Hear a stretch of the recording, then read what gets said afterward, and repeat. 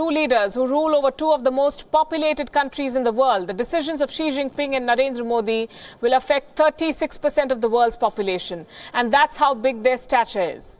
India and China have their fair share of differences, yet the sheer size of both the countries and their markets makes it necessary for India and China to ensure a working relationship. And that's what Prime Minister Modi and President Xi have done, navigate the ties through tough testing times. From Sabarmati to Wuhan to Mamallapuram, they have adopted unique ways to ensure mutual trust and cooperation.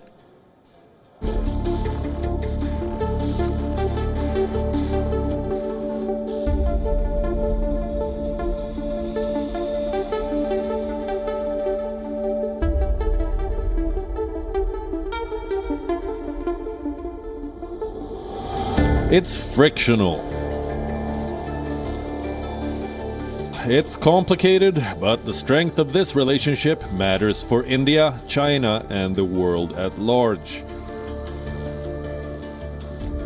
The Indian Prime Minister understands this.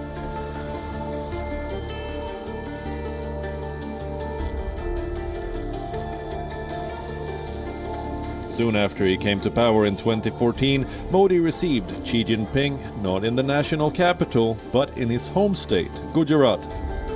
The stroll along the Sabarmati riverfront was a spectacle for the front pages. That's about the style. As for the substance, 12 agreements, and Xi's promise to invest $20 billion in India. And what started at the Sabarmati River has flourished.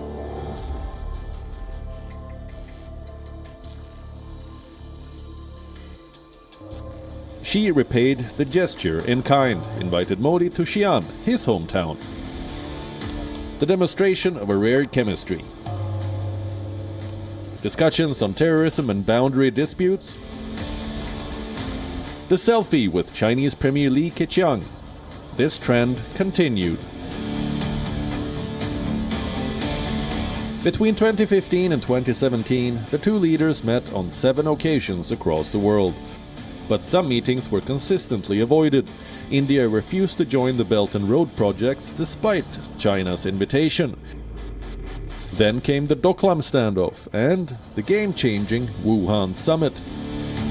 The first informal summit.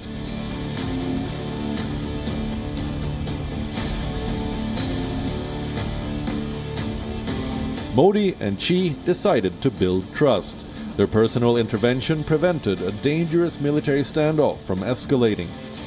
Since Wuhan, they've met several times. The G20 summit in Buenos Aires, the BRICS summit in Johannesburg. So what have these meetings achieved? Yes, there are major sticking points, but these differences have not affected the common areas of cooperation. Economic ties, for instance, have remained intact. Indian companies have invested over $1 billion in Chinese markets. In return, Chinese investment in India has exceeded $8 billion.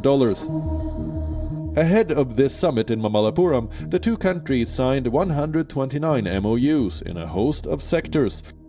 It's clear that amidst tricky times, both the leaders have ensured growth without compromising on key differences.